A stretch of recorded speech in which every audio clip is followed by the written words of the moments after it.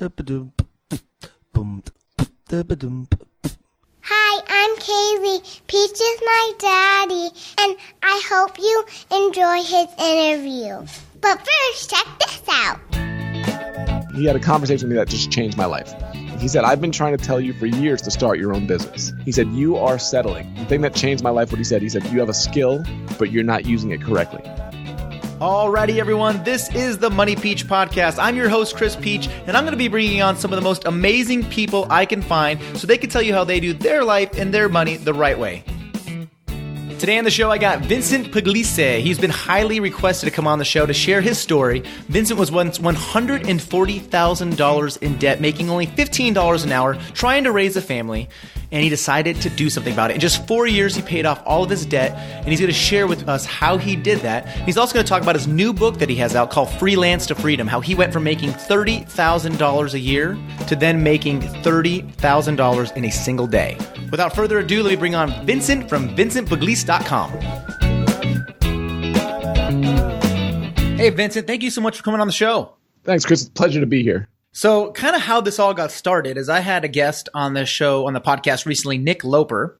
He runs Side Hustle Nation. And at the end of the show, I said, hey, Nick, you've interviewed, he has like 280, 300 guests on his show. I said, who should I put on my show? Before I could finish asking him, he said, you need to call Vincent. Here's his info. Get a hold of him. Have him come on your show. That's how this all started. But out of 280, 300 guests, he mentioned you. That was the only person he said you need to get in contact with Vincent. Pretty cool. That is crazy. I mean, I love Nick. We had a great interview, but that's just so humbling, and I'm just honored. Yeah. So then after we started talking a little bit, I got excited, even more excited at hearing your story. So I'm excited because today's going to be fun. It's going to be extremely valuable. Some of the things we've already talked about, I was like, Vincent, don't say any more. I want to record this because this is golden stuff. But before we get started, introduce yourself to the Money Peach audience. Let them know who you are and kind of what you're about. Yeah, I am a husband, 15 and a half years to my wonderful wife, Elizabeth. We have 3 boys, 12, 10, and 6. We've now, the last 3 years, homeschooled, which is new to us, and it's just a next fun adventure in our life. My book, Freelance to Freedom, is so much about freedom, and that's what it gave us. So we get to raise our kids the way that we want, which we're thrilled about. And yeah, I've been a professional photographer for 23 years. Still do that, but that's kind of pushed aside some other stuff that I'm doing now. I've photographed every major sporting event, presidents that have come to town, 3 or 4 different presidents. So I've been very fortunate. We kind of jumped right into it, but you're a photographer by trade, correct? Yes. Okay. So, but before you became a photographer, and the reason why we talked about this, and I'm like, Vincent, don't say anything else. I want to record this. I had shared with you that I've had so many people come on the podcast with these tremendous success stories. And then you dig in a little bit, you realize you weren't born with just win, win, win, win, win. You had to go through some pretty rough times. And when you shared what you went through, I'm like, okay, that's what I want you to share in the show. If you kind of just take us through maybe when you were getting started as an adult, because I know you went through some rough times. Yeah. Before I was a photographer, I was a slacker. I was a world-class underachiever.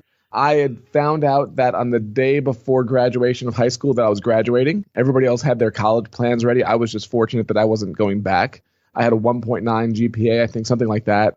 I never put the effort in. I never really cared while I was in school. I never, for various different reasons, all came back to myself, was I just didn't do the work and I didn't feel it. So I was excited to get out of school, even though I had no idea where I was going. And it showed. So the next 3 or 4 years, I just floundered in a bunch of just menial jobs in and out of community college, 4 or 5 different majors, to the point where one of my majors was criminal justice. And during that time, I actually got arrested, which is pretty hysterical that I was taking criminal justice and I got arrested. That pretty much killed that major. And to the point where I was 22 and just completely desperate when I figured out like I had to do something. Okay, so when you're 22 years old, you're kind of bouncing around from jobs. Where are you living during this time? I had moved out and then I had moved back with my parents because I was broke. My poor parents. So you're in your 20s. You're living at home with mom and dad. I'm sure you're seeing some of your friends that you went to high school with that are doing the college thing and whatever they might be doing. I mean, that's a tough position to be in. At that point, I think probably a lot of my high school classmates had graduated from college. I was 17 when I graduated, 22. They were probably already graduating from college. I had the illustrious career of 5 different majors that I tried, but nothing. It didn't even lead to an associate's degree at that point. As many times I bounced in and out. So I don't think I saw the direness of it when I was in it, like a lot of people. It wasn't until it hit that it hit. Wow. Okay, so we talked about you being a photographer. So how did you make that transition from living with mom and dad, really no future, no ambition to do much, to becoming this world-class photographer? Like, what was that transition like? I was always into sports when I was a kid. I had interest in sports and music, and it would have been nice if I would have and that was the thing about school that got me, was even when I was younger, I had a report card and it was 80 different categories that you do, like really good, satisfactory, or needs improvement. And every category was either satisfactory or needs improvement. This was probably 5th grade. And they said on the card, they said, Vincent's a really smart boy, like they would say to anybody. He doesn't really put in effort unless it has something to do with sports, right? That's what they said. Like, that's all he wants to read about. And they made it a really bad thing. And the funny thing is, I got it at that point, but it was 20 years later that I found that report card. It was in my brother's attic. He said, look at this. And I read it. And I laughed because the night that I read that report card, I was literally writing my speech to give a presentation about my 20-year career as a sports photographer. And I said, wouldn't that have been nice if my teacher would have at least acknowledged that there's something that I could do with my passion, as opposed to just going along. It took me all this time to go there. So I'm glad I never lost that. But school did not help me with that. So I always had this passion for sports. And then what happened was, I told you I got arrested. I got arrested for stealing.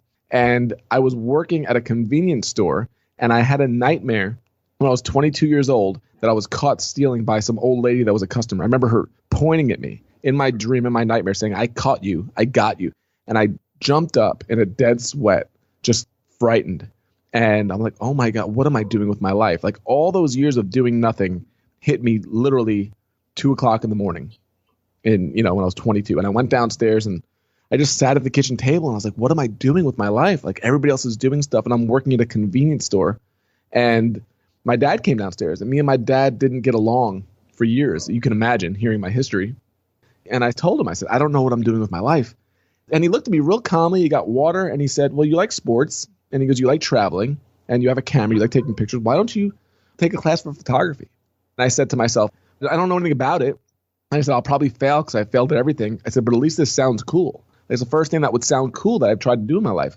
For a moment, I allowed myself, like, instead of sitting on the couch, I'm like, what would it be like to be on the sidelines? What would it be like to actually be there photographing these people? Instead of being in the crowd, like being in it. And literally that night, I woke up the next morning and I went and bought a camera and I signed up for my 6th major at community college for photography. But it was the first time that I ever had the ambition and the drive to do something. And it all started then. Did you start noticing you had success in class when you were in the right major? Not immediately, because I'm not a direction follower by nature, and that's part of my problem. So I kind of wanted to do it my own way, and I didn't do the formulaic way that some of my teachers wanted. So they got frustrated with me just like in high school, but what was different this time is all the other students wanted to know what I was doing. They're like, how are you doing this? The teachers didn't like it as much at first, but my classmates did. So I was like, I'm kind of trusting their opinion. So I kept doing what I was doing, and eventually I won over the teachers. And I won them over, I think, a lot with my passion and my drive. There would be an assignment for the week, and people would shoot it for an hour a day. I would go every night, and I would buy a ticket to a Yankee game or a Met game, and I would sneak down to the front row, and I would ask questions from the photographers, and I would pick their brains, and I would take pictures. And I would bring my pictures to the stadium the next day, and I would ask them about it. And I did this night after night. So over time, my body of work just started growing. And then, within a year of being at that school, like, I was really starting to be held up as, like, follow this guy. And that gave me confidence. So I kept going. I just loved it. I loved being around it. I loved the atmosphere. And I wasn't getting paid very much money or at all, but I was like, this is what I want to do. I think what it is, Vincent, and I met so many people that have this, is, the way it is set up, and I'm not anti-education at all. I think education's great, but I think the way it's set up is education is this set box, and they want every single person to fit inside this box that is the curriculum that they teach. Like, every student shall know these things. And the truth is that just doesn't work, because you're not going to have every student be interested in those things. And the ones that do are going to be the ones that naturally shine. Those are the people that, are gifted. And then you're going to have people like you that say, no, that's not what I want to do with my life. I want to do something completely different. And I understand, the basic stuff that I need to learn in education, but I don't know if I need to go through 2 semesters of plant biology to take pictures. Exactly. You're forcing me into this box. And then you take somebody like yourself and you put them in the right box of education, in your case, photography, and you can go from being the 6th major worst student ever to being somebody within a year that the rest of the students and teachers are telling to follow because you're leading the way. Isn't that crazy? Yeah, it is. And you're so right. And I never thought about this until this moment, but I was like, My teacher, when I was 14 years old, told me, if you could actually get good at this photography thing, you could actually be like in the dugout next to the New York Mets, your favorite baseball team, or on the sidelines with the Steelers, your favorite football. You could be right next to them, like closer than anybody else that's not a player. I would have been like, at 14, I would have had passion. I would have had drive. But there was nothing about accounting or biology that interested me. And maybe that's naivety, maybe that's immaturity. I'm sure there's a lot of that there, but there was no passion. So it took me a little while. But once I got it, it was like I knew I was making up for lost time, and nobody was going to outwork me at that point. So that's what really got me going. Vincent, one of the things that I've been taught throughout my years, my dad, I think, told me this too, and I've had a mentor tell me the same thing, but it goes back to the luck is at the intersection of where opportunity meets preparation. Okay. Yeah. So I've heard this before, and in my life, I've come across some luck. And, from an outside looking in, you'd say, oh, Chris got lucky. But then what you don't see is you don't see all that preparation on the front end of that to get that opportunity, which was now called luck. Now, the reason why I bring that up is we were talking earlier and I was like, hey, don't say any more because I want to get this on the show. This is such a cool story. But you worked your butt off, early off in photography to kind of have that lucky moment. Yeah. So would you share that with us? Yeah, I'd love to. This was about a year and a half into it, and I was going to all these different games, and I was building up a portfolio. And I didn't know that you could even do this as a living. So I started calling different newspapers and magazines and writing them letters, and I got turned down by everybody for an internship. They told me you don't have a job, you don't have a degree, you don't have any experience.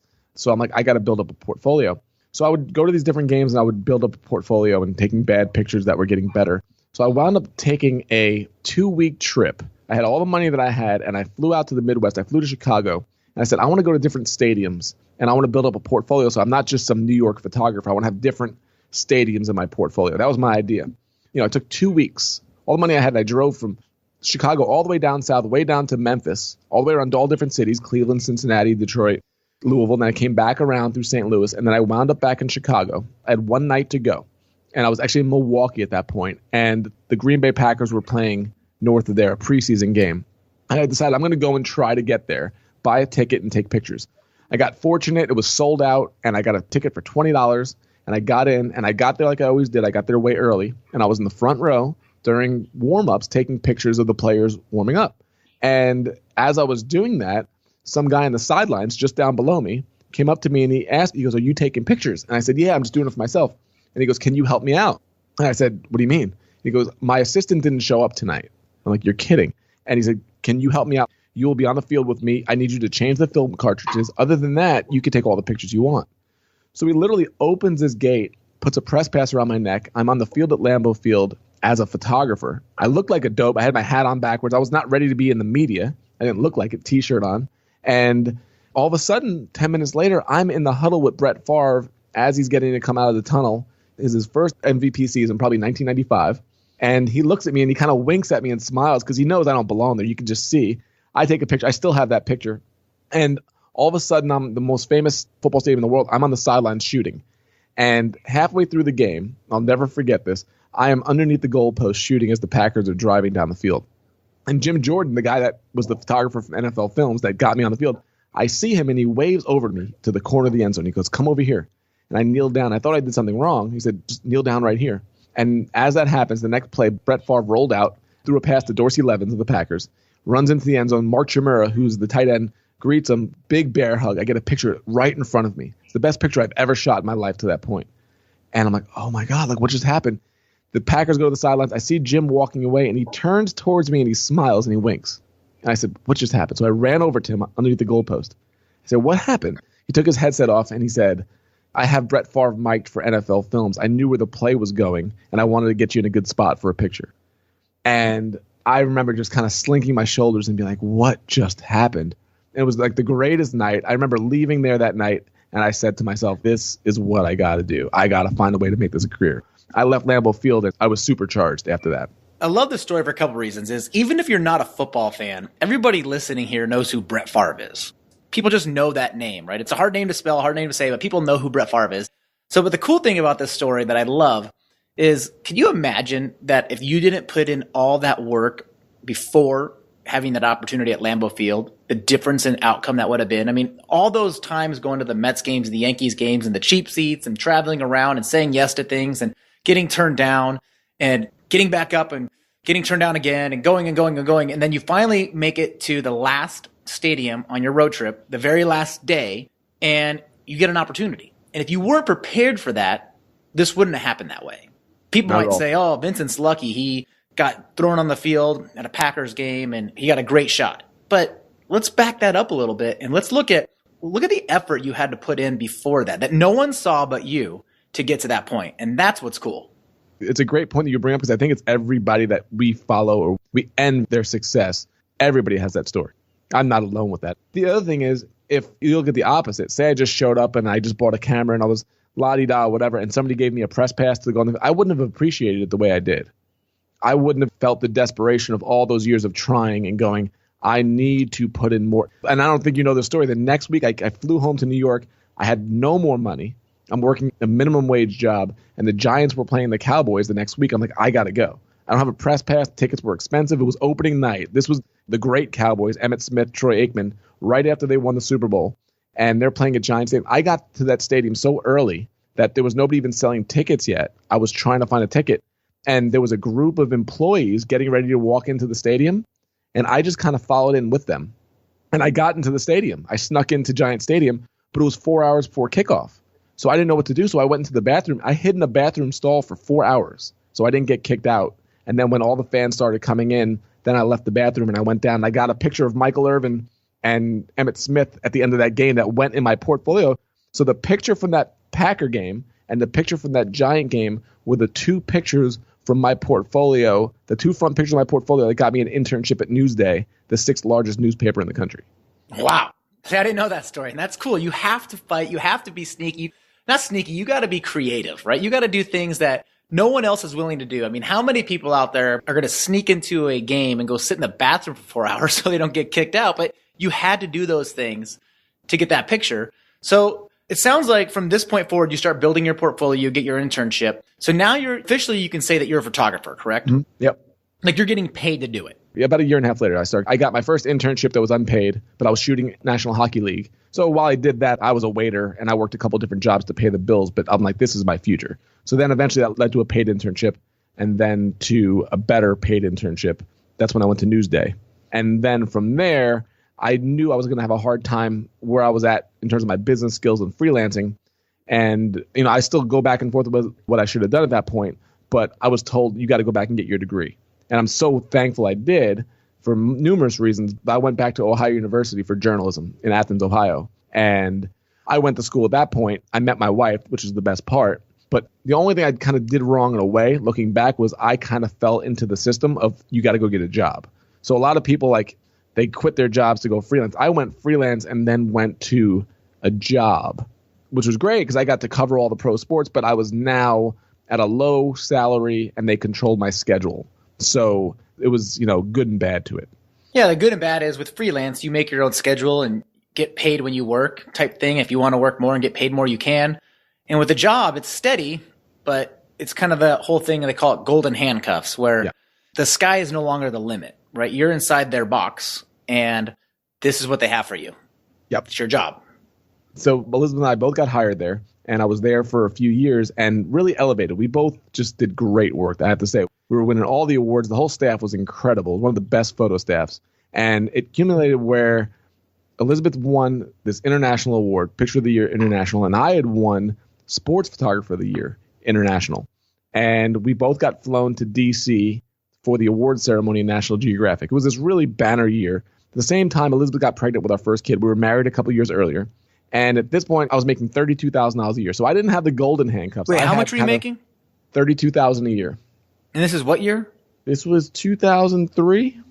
So you're making $32,000 a year in 2003, and you're getting awards for being one of the best in your field? Yeah. Yep. And Elizabeth was making 30 a year. So we were making about 62 combined. And literally, I was first place in Evansville, and second place was this great shooter in LA Times, and the third place was the guy in Sydney, Australia, all top notch. So all of a sudden, with that and a baby, that's when everybody's like, okay, now you're going to get your raise. This is where you've done it. So I'm like, okay, good. And I would have been very happy with a 10% raise. I would have been fine with that, the way it was going. So we're 1 month away from Andrew being born, and I have all these accolades now behind us, behind both of us. And I went in for my review, And they told me, all the things I accomplished, all the awards, how much I worked, how much extra I put in, and they gave me a 3% raise. Mentally, I lost it. I said, 3% of your raise might be something. 3% of nothing is still nothing. I was really angry. And I remember saying to him, I said, no matter what I do, no matter how hard I work, no matter how much extra effort I put in, and I couldn't even finish what I was going to say. And I got up to walk out and I said, it's over. I said, this career, and I wasn't going to quit right then, but this career, the way I know it, it can't continue. I can't support my family like this. Wow. So many people can relate to that. Yeah, I've heard that. That's what's kind of fun talking about this now from what's happened. It wasn't fun then. 3% on 32,000. Let's see. It's about 1%'s $320. So it's about $1,000 extra a year. Yeah. Before taxes. Yep. And if it was 10%, I would have been thrilled. It would have been $3,000. It wouldn't have changed anything because we would have just found a way to spend it. What's the next step then for you? If you're saying it's over, you got a kid at home, you still got to put food on the table. You can't just walk away. So what's the next step? The freak out, panic. I remember going home. It was midsummer and it was so hot. And I didn't even talk to Elizabeth at that point. She was working. And I went home and I called my dad. I think I probably did talk to Elizabeth. If I think about it, I'm sure I called her right afterwards. And I went home and I called my dad to see if I can work with him because he had a business in New York. And he told me no. I was like, thanks, Dad. But he had a good explanation for it. Yeah, he'd have to retrain me. I hadn't worked with him in 10 years. It was just a reality check. He's like, I'd have to retrain you. We're 15 hours apart. And he said something to me that just changed my life. He said, I've been trying to tell you for years to start your own business. Like you have to start your own business if you want to get ahead. He said, you are settling. The thing that changed my life, what he said, you have a skill, but you're not using it correctly. And I was like, what do you mean by that? I was finally ready to listen. I'm sure he told me this before, but I was desperate enough to listen. And he said, you are willing to settle for a low salary so you could do the work that you want to do, but they control your schedule and they control your money. And he goes, you can go out there and you could do so many other things. You could do weddings, you could do corporate work, you could do headshots, you could do sports, freedom, you could do all this stuff, but you're settling for security. And that was like a punch in the gut. I was like, okay, so I have to start a business. I don't know anything about business, but I got to start a business. There's no other option. There's literally no other option unless we wanted to move to go to another newspaper, another city. And the good thing is I was getting paid low enough and there was no other options that I was desperate enough to do something. Because I know a lot of people that are like, I'll stay. So I called a bunch of wedding photographers and they all told me no. I was going to assist them. They all told me no. I just got so angry that I was like, we're going to do it ourselves. We're going to start our own business. So that day, just like 10 years earlier, we're going to do this right now. We're going to start. We don't know anything about it, but we're going to start. Wow. So I'm listening to this common theme here is you get told no quite a bit. And that no is almost like the motivating factor to make you go even harder because, you were told no when you were younger in school. You were told no when you try to get internships. All you've been told is no, no, no. Your dad tells you no, right? Dad, can I come work for you and get a job? No. No is what sets you free, right? No is the word that tells you, okay, I have to start taking accountability. I need to make something happen. I love it. You get stronger. I love it now because I've had so much more success now that when people say no, it's motivating to me. It's almost like it just goes right off your back because I think you need that struggle. You need the repetition of it. You need to get beaten down and realize I can handle this. It's the people who haven't been told no at all that crumble. Even with our kids, it's like there's a lot of no's at our house because you've got to earn it. You've got to build up to it. It doesn't just happen. And if you give them everything, there's no resiliency. So it's the one thing I was given by all the rejections was resiliency. Like, I'm not going to lose, do all these things, but I will not fail at this. And I'm so thankful for all that failure that I had. We had a guest on the podcast a while back, and I remember one of the quotes he said that stuck with me. He said, no, all no is it means I didn't do a good enough job of asking the right questions or taking the right action to get to a yes. Because there's always a yes. So a no just means I need to go around a different way to get to the yes. It doesn't mean stop. It means pivot and change direction. Pivot's a great word because it's not stopping and it's not, restarting. You're shifting. You're moving. And if you can continue doing that and it gets you stronger, you just know, like, even these new areas of business that we've gone into in the last 3 years, it's like you start over every single time. Like in my book, I have the 5 phases. Like, I'm back to phase 1 in 2 other businesses right now. I'm not back there financially, which is nice. I used to be, but I'm back there in terms of learning. But when you get rejected so much and you get so much that doesn't go your way and you could bounce back from it, it's easy. It's like, okay, yeah, that's just something else that I need to learn now. And that's what makes life worth living to me. So you and your wife together start doing weddings to generate income to leave your full-time job? Yeah, that's exactly what it was. And how long did that last? Actually, at first, it wasn't to leave the job. I was too scared to, even though I said it's over, I didn't know how to do it. But we basically just did it so we could pay for diapers and formula. But like, if we could just do that, we can keep our heads above water while she stays home, because she wanted to be home with Andrew. I wanted her to be home with Andrew. The one thing we didn't want to budge on was daycare. Just for us, we'd seen so many people have their kids get sick. If we could do that, that's what we wanted. So, yeah, so we started this business. That lasted about 3.5 years. About 3 to 3.5 years that we did that. Were you growing the wedding photography business while you were inside it for those 3 years? That was the goal. The goal that we had was this. It was an ambitious goal, but I'm so glad we did it. We said, okay, she's going to leave the job. We're going to live off of my salary, which is $32,000. We got $140,000 in debt. But we said, okay, here's what we're going to do. If we can live off of my salary, we can pay down the debt with the business money. That was the goal. I don't know how we came up with it, but I was really happy with it. We're going to have to scrimp for a little while. It won't be that long. Here's the reasoning. If we can pay off the debt solely with the business money, then that gives us the incentive we need to grow the business. We're not going to take the business money and go on vacation. There's a purpose to it, which I think all of us need, is a purpose to what we're doing this for. So as the business money paid down the debt, it was twofold. The debt obviously starts going down, but at the same time, your business keeps getting better. So we went from doing a $500 wedding to a $1,000 wedding to $1,500. Then all of a sudden we started seeing there's people charging $3,000 and $4,000. Oh, well, we're good photographers. That's the one thing we do have, is we have the skills to do that. So we just need the guts to charge more and get those clients. So then you're in the $3,000 range, and the quicker your business is going up, the faster your debt is going down. So boom, boom, boom, boom, boom. Before you know it, you're 3 years in and you've paid off everything, including your house, which is what we did. And now we were the most expensive photographers in town. So instead of a panic that we had 3 years ago, we just left our jobs. There was not a hint of panic. We just gave our notice and they understood, they saw what was happening, and we left. And then we were free. And all of a sudden we had time abundance and we had money abundance, and we're like, what just happened? And then 6 months later, the stock market crashes. That's 2008, Lehman Brothers. And it didn't affect us at all because we were prepared for it. From that point on is when we really started to learn how to do this business thing. What would life feel like if you no longer had to worry about money? What would life look like with $10,000 in the bank and zero debt? Do you realize you're really only a few decisions away from living life on your terms and not the bank's? How do I know this? Well, because we were once living paycheck to paycheck, completely broke and facing a mountain of debt. However, fast forward to today, we're debt-free, we're building wealth, and we live life on our terms, not the bank's. So now it's your turn. I would love for you to join me on my free workshop where I share the same step-by-step system we use to take back our life and our money once and for all. So head on over to moneypeach.com/workshop and grab your free spot in this online training that you're going to absolutely love. Once again, that's moneypeach.com/workshop. You don't hear too many people that literally say, okay, we're making $32,000 a year. We got $140,000 in debt. Let's pay off all of our debt and raise our income, and then actually do it. That's tremendous to have somebody tell you, like, this is what we did and this is what happened and this is the result. And you could never have guessed 2008 was going to happen. No. Lehman Brothers didn't guess it was going to happen. So there's no way anybody was going to guess that was going to happen. And you guys put yourself in a financial position where I'm guessing that when the economy tanks, a lot of the luxuries in life go away. And I would consider, spending a lot of money on a luxury photography or a wedding photography kind of doesn't happen as much as it would in a better economy. Is that right?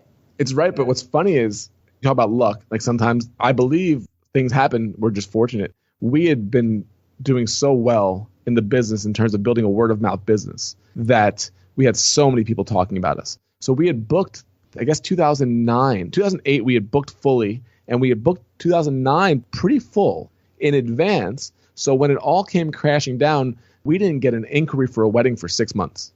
Not one. I'm like, man, I'm glad we didn't rely on that. But we had the full year booked. So we didn't struggle with money at all. We didn't get any more. We didn't get any corporate work. But what happened was, as it started bouncing back, by the time we needed it to happen, 2010 booked even better than 2008 did. And our prices were higher. We never really felt it. So when I hear stories about that time period, and like, we just had another baby and we were living the life that we wanted, and we were able to go to the park when we wanted and go on vacation. It was weird. And not like we were wealthy. We just were time wealthy.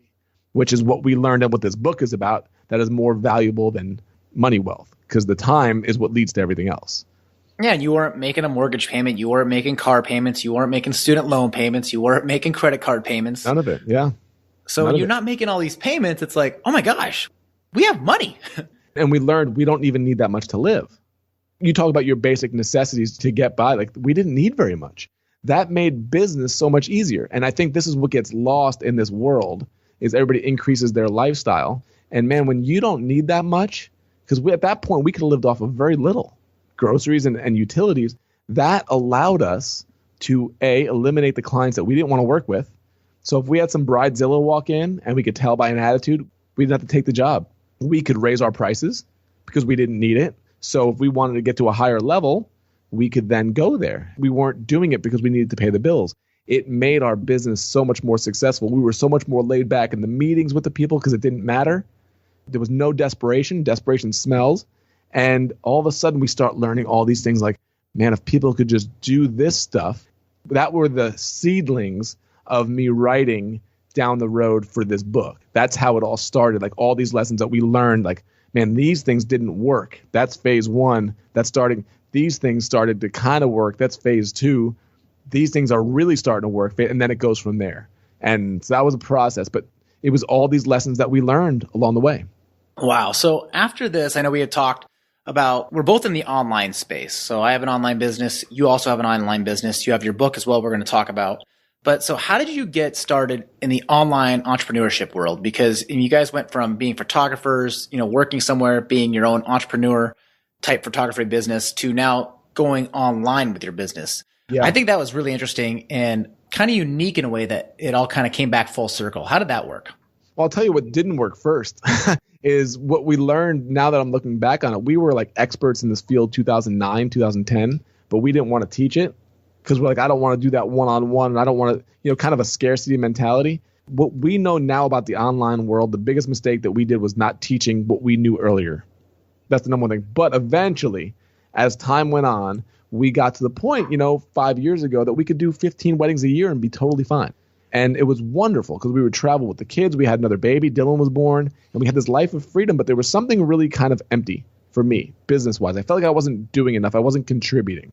I was doing my photography, but that was really about it. And I'd kind of grown. So I started writing these stories that I was telling you about, like all these different things. All of a sudden, we have people asking us, how do you get to live this life? This is uncommon for a photographer or a creative to be able to do what you guys do. Everybody else seems to be struggling. And we weren't wealthy, Chris, by any stretch. We weren't multimillionaires. We just had time and life freedom. And I think people envied that more than they envied the person with billions of dollars sometimes. So I started writing these stories down. And as people kept asking, I kept answering their questions or writing it.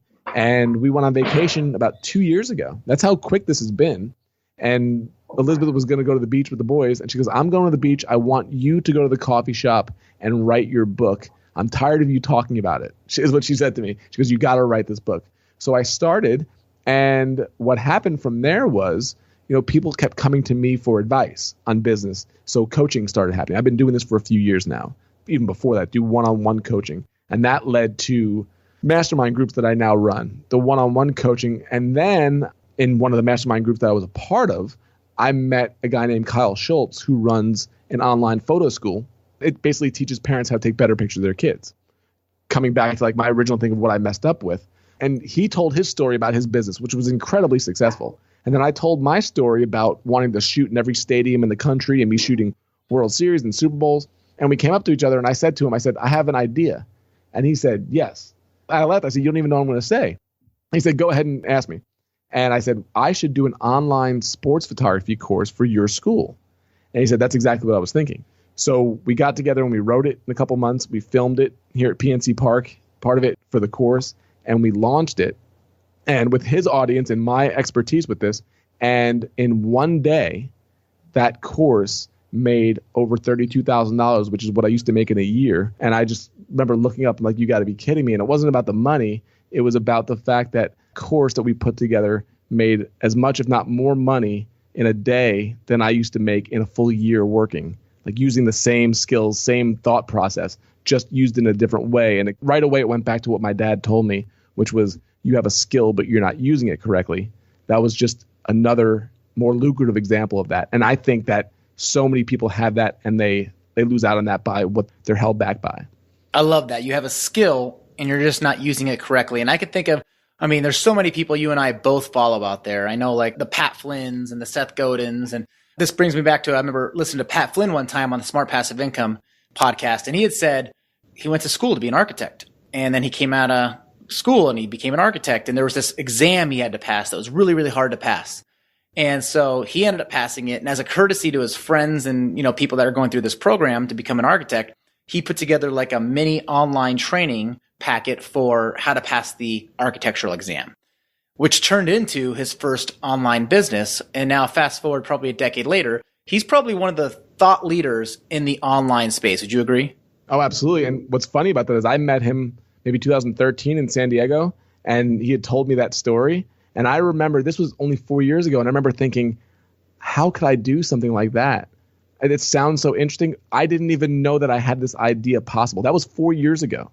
And earlier this year, that's what happened with the course. It went on to make a lot more money. But Pat was one of the first ones, him and Chris Gillibo with the $100 startup, that made me really start thinking, is there something more that I can do with this thing? Because I think most of us think, well, this is it. You make this much money doing this much stuff for these people, and not realizing instead of trying to pitch Sports Illustrated for a $1,000 assignment, there are a million parents out there that would pay $150 for your knowledge.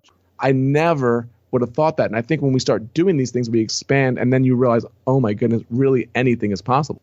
You have the right skill set. You're just not using it correctly. I love that. And if you think about all your friends and people that listen that are employees, you're getting paid $100,000 to do something. You go, well, I can't get another job like that. Like, yeah, that might be true, but could you use the skills that you have within that job that they're willing to pay you 6 figures for, and use that in a different way that maybe you can make 7 figures or 500,000, or just make the same amount of money but have control of your time? I think nobody teaches us this.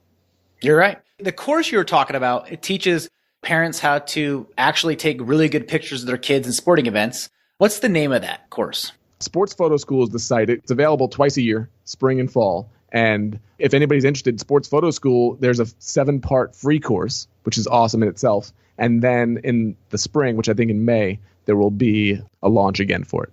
Okay, so we'll put links in the show notes to that course as well. Let's transition now into your book, because I'm a big fan of you so far, just hearing your story, hearing your testimony about all the different things that you had to do and go through in your life to get to where you're at today. And now you have launched this book. I want you to tell me a little bit more about it. About the book or the process? Well, let's talk about the process, because the reason why I bring this up is one of my bucket list things is I want to be an author. I want to publish a book. And I don't think I've ever actually said that before on the podcast, but It's one of my bucket list things. It will happen, just not this year, but it's going to happen. I want to pick your brain is, how did you, I know it wasn't just you woke up and said, I'm going to write a book and it was done, right? There's obviously a process there. So tell me about that process. Yeah, I think it was what really benefited me is that I didn't really have an envisionment of like, I need to write a best-selling book. I see a lot of people that do that, and I think that's the wrong approach. At least for me, it wasn't about that. When I wrote this book, I had no intentions of anybody really reading it. I'll be dead honest. I thought I had to write these things down, and my wife heard me talking about this over and over again. Elizabeth would always hear me talk about this book, this title, Freelance to Freedom, that I talked about for probably 5 years. And I would write some stories down, and I started a blog about it, and then I changed the name of the blog, and then people stopped commenting, so I stopped blogging. And then people would tell me 6 months later, oh, I love that blog. And I'm like, you never commented. So nobody ever, so I thought nobody was reading, but I'm like, I still want to do this book. So 2 years ago, we were on a month-long vacation as a family. And Elizabeth said to me, I'm taking the kids to the beach. She could see something in my face. I had been talking about it. She goes, I'm taking the kids to the beach. I want you to go to the coffee shop, and I want you to go write the book. I'm tired of hearing you talk about it. I know you want to write this. So basically, she's giving me the permission just to go. And I went to the coffee shop, and I started writing. And I didn't know what to do. I had so many ideas. I had so many notes. It was so all over the place. And my buddy Ken Parfagno gave me just great advice. And he said, he had just written his book, Arctic Land.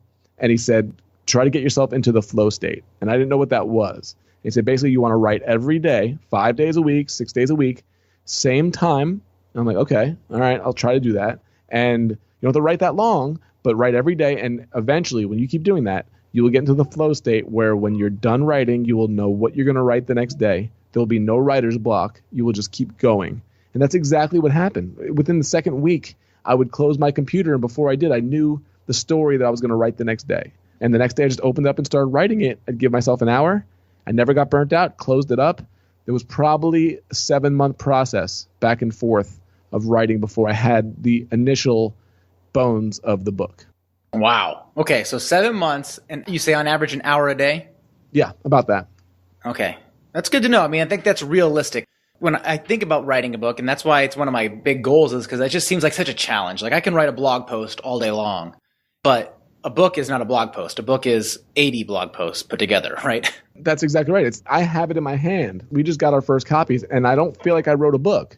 I feel like I just wrote every day for a lot of days. And I think that's what really holds people up. It's like, I got to go write a book. Like, no, I just needed to write a 1,200-word story. That's all I had to do. And then I wrote an 800-word story. And then I wrote a 2,000-word story. And then that story needs to go here, and I need to put a story over here. Then all of a sudden, wait a second, sometime in March, I was writing a book. It was going on. Then all of a sudden, okay, this is coming together. And what happens is once you have that, at least for me, I saw where the holes were.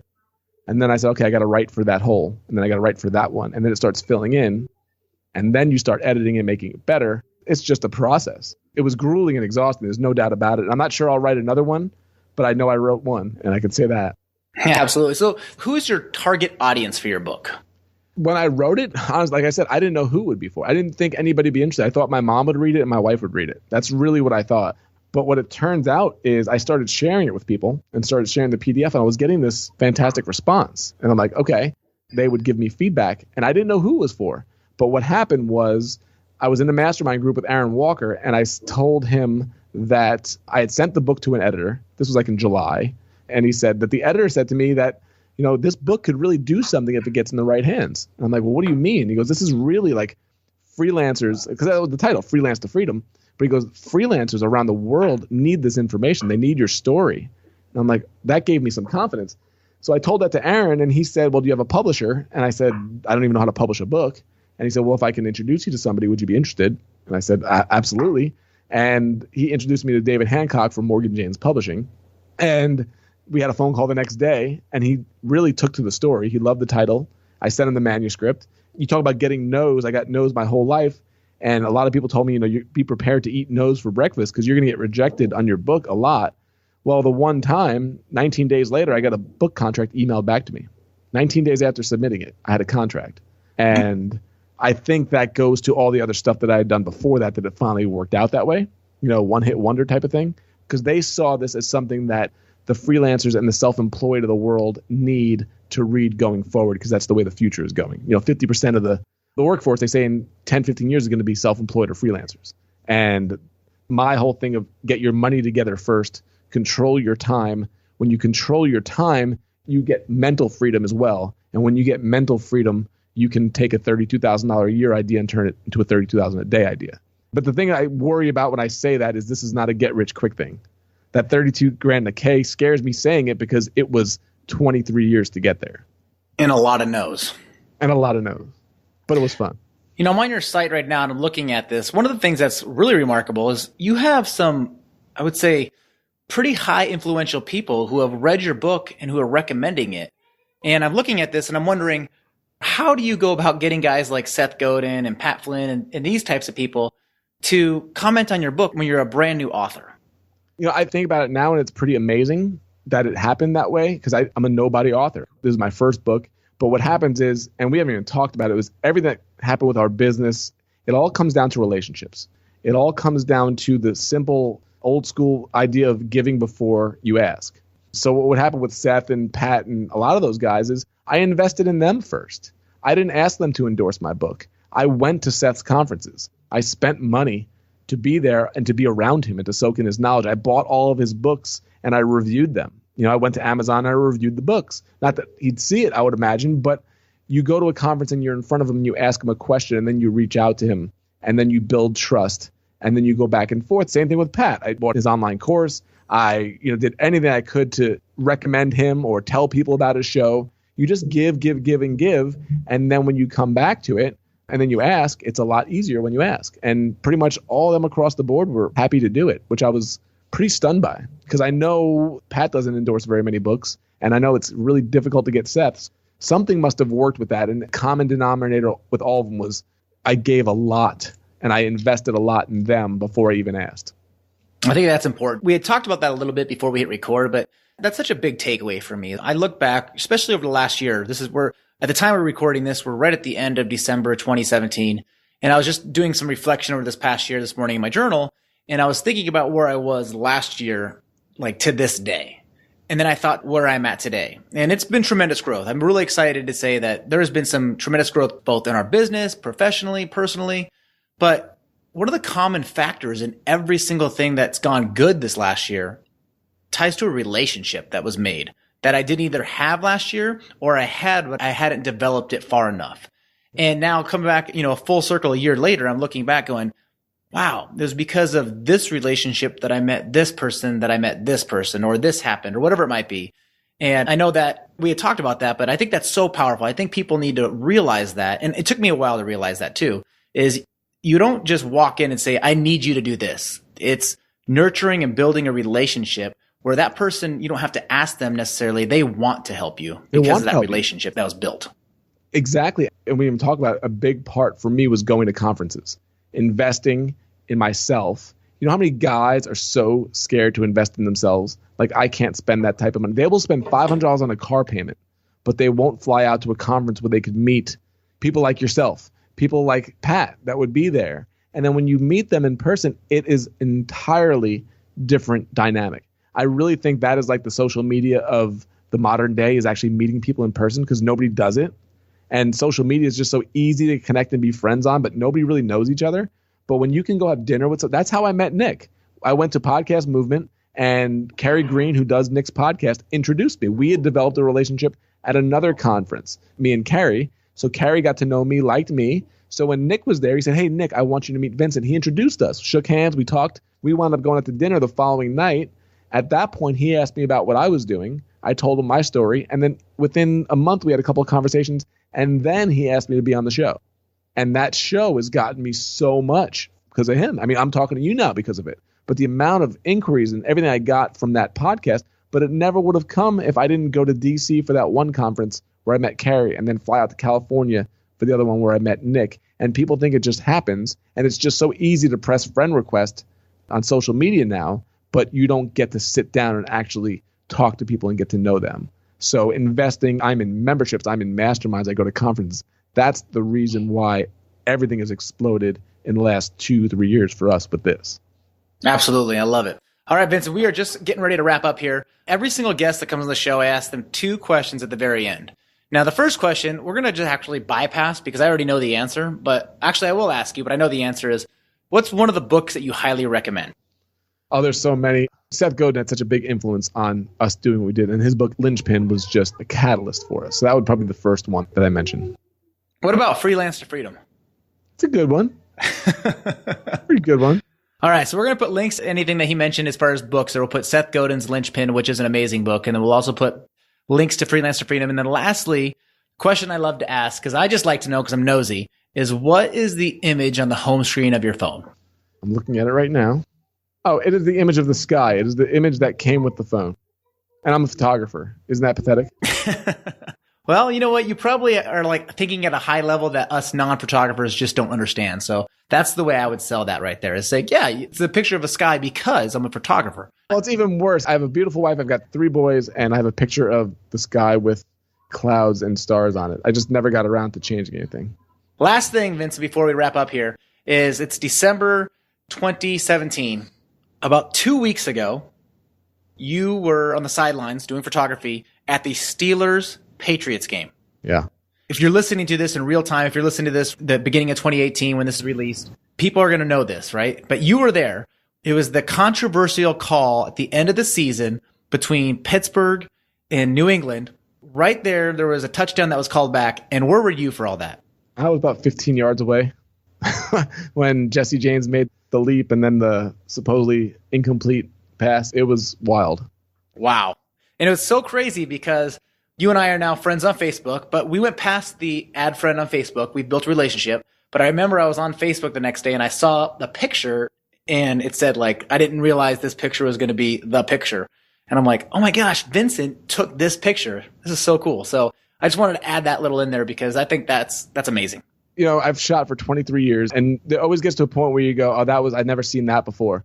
But at the end of that game, I got the picture. It was literally out of focus when he reached in. I posted that picture too because everybody's like, oh, your pictures are awesome. I'm like, you don't see everything. Here's a bad one. And it was the out of focus picture. But then I got him with his hand under the ball. You can't really tell. He's on the ground. It was the moment where the incomplete was ruled. And at the end of that game and the mayhem that ensued, 23 years, I don't remember a feeling or a stadium like that, as that everybody was just, the Patriots were stunned, the Steelers were stunned, the crowd was stunned. We were all just emotionally, and I don't get emotional about this stuff at all, but man, that was exciting and engaging. You just never know. You just never know. Hey, Vincent, man, thank you so much for coming on the show. This was fun. I took away a ton myself. I learned a ton from someone like you.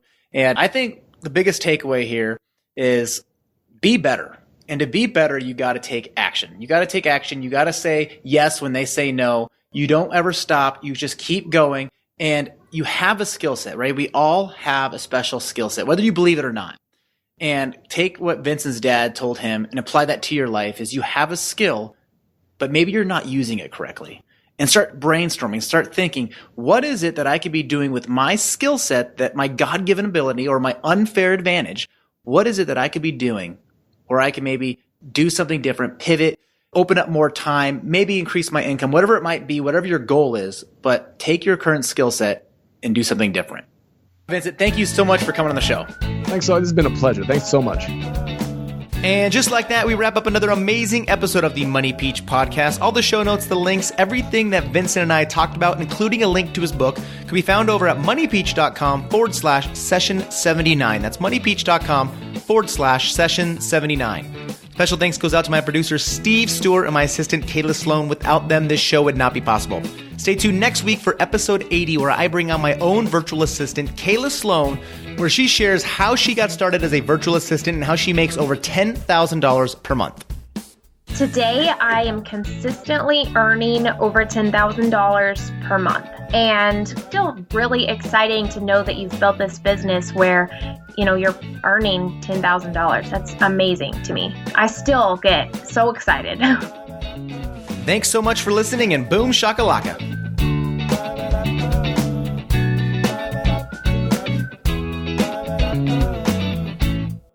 Boom, da-ba-doom, boom, da-ba-doom.